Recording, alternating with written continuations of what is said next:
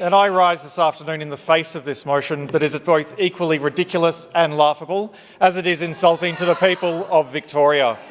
Because time and time again, over the past 3 elections, the people of this great state have voted for a government that gets on and does the things we promise. At each election, we've expanded our majority in this place because the people of Victoria have seen that this government invests in what matters in housing and education, healthcare, transport, and that's what Victorians can count on. Deputy Speaker, the rabble opposite are convinced that our track record of delivery is something to be ashamed of. But the Glen Waverley district has a message for them. The Liberals' dream of Thatcherism and neoliberalism is Victoria's nightmare. It's why, time and time again, Labor has expanded our presence in the east, in no small part thanks to the leadership and the tireless work of our Premier.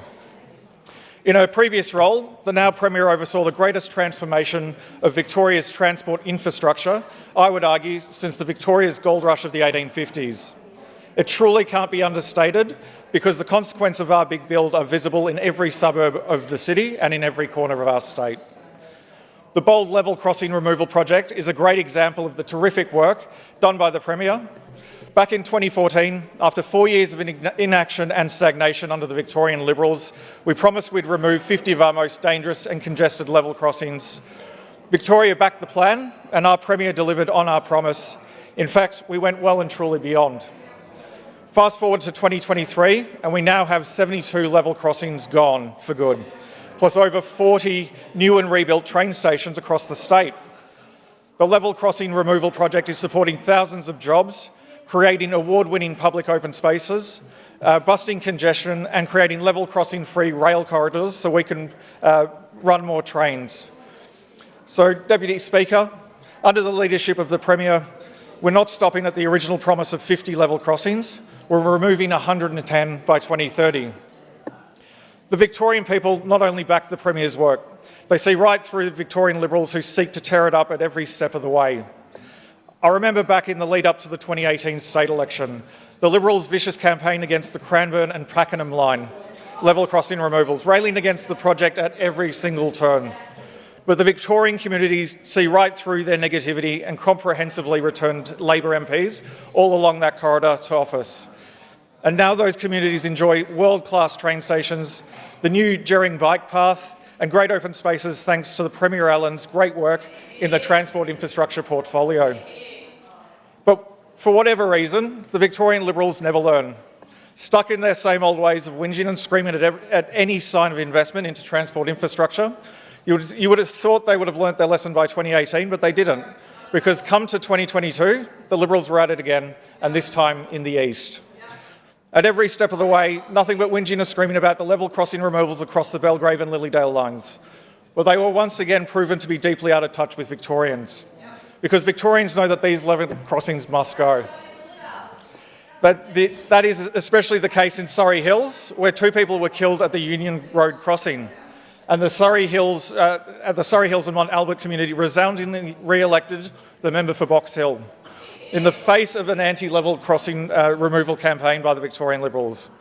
And now that community is level crossing free, with the terrific new Union Station now open and taking passengers and beautiful new open spaces being planted as we speak. Make no mistake, the brilliant progress is possible thanks to the leadership of the Premier. It is progress that is stifled every step of the way by those of the Victorian Liberal Party opposite. It isn't just level crossing removals where Victorian Liberals do their best to halt our city-shaping investments in transport infrastructure. Because in my part of the world, in the Glen Waverley district, we back the suburban rail loop and the incredible work the Premier has done to make it a reality.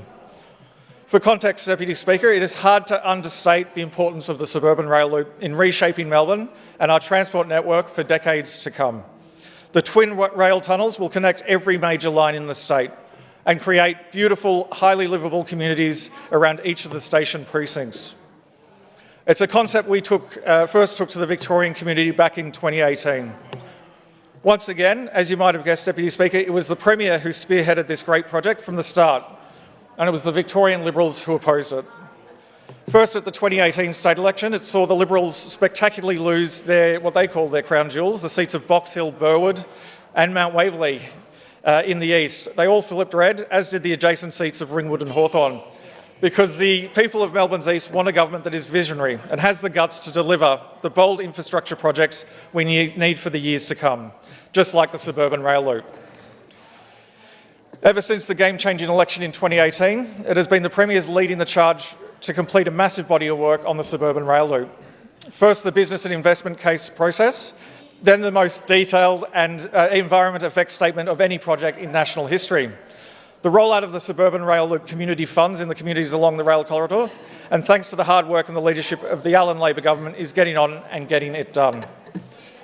The first stage of the SRL East, will connect Cheltenham to Box Hill, with stations at Clayton, Monash University, Glen Waverley and Deakin Burwood in your electorate there, Deputy Speaker. And early work is now underway. There has been intense geotechnical drilling all along the corridor. In Glen Waverley, I recently visited the construction site with the now Premier, where a team of workers have already been relocating services around the future station box. And in Box Hill, there is major construction underway as we speak to build a brand new high-capacity tram terminus in preparation for the SRL station construction. The suburban rail loop isn't a pipe dream. There are hundreds of workers on the ground right now making the SRL East a reality. The Victorian community sees it and the Victorian community likes it. Deputy Speaker, you would think that the Victorian Liberals would recalculate after the disaster that was their SRL policy in 2018. You'd think they'd recognise the community's support for the project and acknowledge the Victorian community want a government that is bold and then delivers. But that wasn't to be. And once again, for whatever reason why, they promised yet again to tear it all up, not dissimilar to their stance on the level crossing removals or any number of the transformational infrastructure projects across Victoria. Too hard, too expensive, too tricky. For an opposition that was trying to win over the hearts of Victorians and form government, it was deeply embarrassing stuff to adopt a no-can-do attitude. Imagine for one moment, Deputy Speaker, if we applied the same logic to the City Loop, or the construction of the international terminal at Melbourne Airport, or the electrification of the rail network. We would be stuck in the dark ages. Yet, for the Victorian Liberals, that's where these things seem to be at, both with their internal social policy debates and also with their transport infrastructure policy. And their 2022 election policy of cutting the suburban rail loop is no different. But once again, it failed dismally. In every single seat along the SRL East corridor, from Mordialloc and Clarinda to Oakley, Glen Waverley and your seat Ashwood, as well as Box Hill. Because Victorians have seen Premier Allan's leadership and the body of work we've done so far. And they want us to keep going and get the job done. When I door-knocked thousands of people across as a candidate last year, even the most staunch traditional Liberals were telling me to just get it done. So, Deputy Speaker, that is what we're doing. As I mentioned just before, there's a power of work already underway and we're not slowing down. Because by 2026, there will be tunnel boring machines in the ground beneath the eastern and southeastern suburbs, building the suburban rail loop. This isn't just an ambition, it's going to be a reality, because we've just signed the first 2 tunnelling contracts to make that happen. And I believe you were there with the Premier the other day to announce that Glen Waverley to Cheltenham section. It is happening thanks to the leadership of Premier Allan, and it is happening because the Victorian community backed the suburban rail loop, not once, but twice.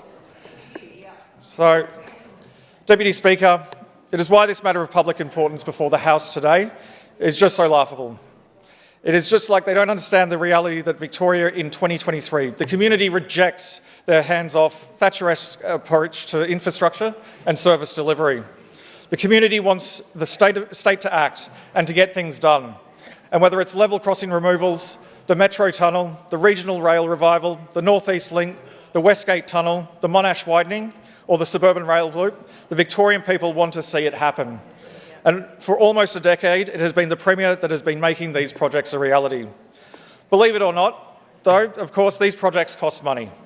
But it is an investment for all Victorians, because this spending is on productive infrastructure that not only creates jobs during the construction, but grows the economy. It grows the economy in the long term. It's this spending that supports our strong and diverse economy and maintains our position as an economic powerhouse of Australia. And the good people of Victoria owes the success of our big bill to the leadership of the Premier. And with that short bit of time, Victorians want better than that, and I'm proud to be part of the Allan government that's doing what matters. Thank you. The member.